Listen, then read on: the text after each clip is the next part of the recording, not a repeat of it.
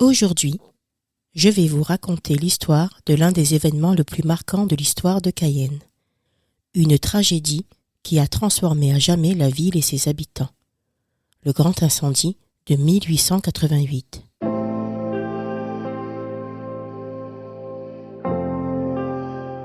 Une nuit de chaos et de flammes qui allaient non seulement ravager des quartiers entiers, mais aussi façonner l'avenir de cette cité en pleine évolution. Nous sommes dans la nuit du 3 août 1888. Une nuit ordinaire dans une Cayenne endormie. Les rues, bordées de maisons en bois et toits de tôle, sont silencieuses sous un ciel étoilé. Mais, à 3 heures du matin, un fracas suivi d'un éclat de lumière perce l'obscurité. Un incendie vient de se déclarer dans une glacière de la rue de Christophe-Colomb, une usine de fabrication de glace.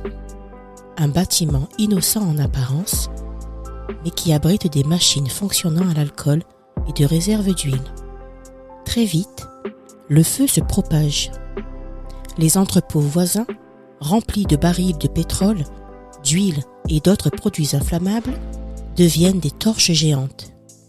Le vent, capricieux et changeant, transporte les braises ardentes de toiture en toiture, abrasant la nuit comme un feu d'artifice apocalyptique. En un rien de temps, ce n'est plus seulement un bâtiment, mais tout un quartier qui est menacé.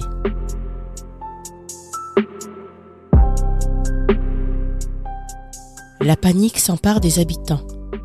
Réveillés en sursaut par le grondement des flammes et les cris d'alerte, ils se ruent hors de leur maison. Certains, encore vêtus de leurs vêtements de nuit. Le tocsin résonne depuis le fort Sepérou. Un appel désespéré à l'unité et à l'action. Mais les moyens pour lutter contre un tel sinistre sont dérisoires. Pas de caserne de pompiers, pas de lance à eau moderne, seulement des seaux, des bassines et la détermination de ces hommes et femmes qui refusent de voir leur vie disparaître. La population, rapidement rejointe par des bagnards mobilisés en urgence, forme des chaînes humaines. Ils puisent de l'eau dans les puits, les ruisseaux et même la rivière, espérant ralentir la progression des flammes. Leurs efforts, hélas, se heurtent à la force implacable du feu. Les flammes lèchent les façades, réduisant en cendres les charpentes de bois et avançant inexorablement, détruisant tout sur leur passage.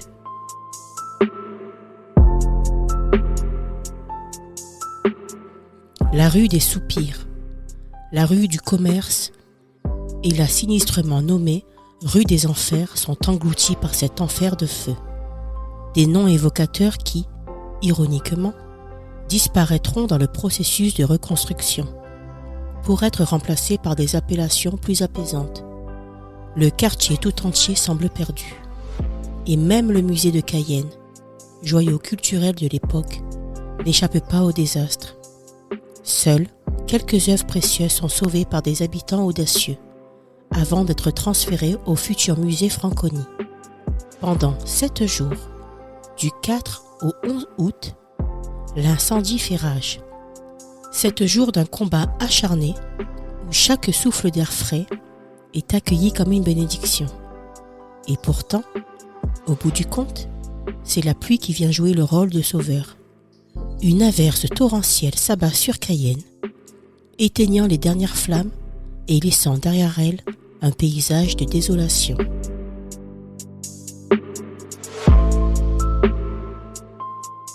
Mais dans les cendres de cette tragédie, naît une prise de conscience collective. L'absence d'une force organisée pour lutter contre de tels sinistres est criante. Il faut agir, reconstruire, mais surtout se préparer à affronter l'avenir. En octobre 1888, quelques semaines après le drame, le corps des sapeurs-pompiers de Cayenne est officiellement créé. Une institution qui, à partir de ce moment-là, deviendra l'un des piliers de la sécurité publique de la ville.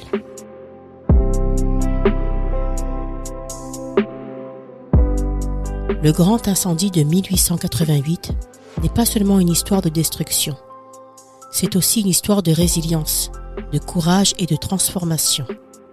Aujourd'hui, Les rues redessinées et les bâtiments modernisés témoignent de cette capacité des Cayennais à se relever, à tirer des leçons du passé pour construire un avenir plus sûr. Et si vous passez par le musée Franconi, prenez un instant pour contempler la cloche fissurée qui a sonné cette nuit-là.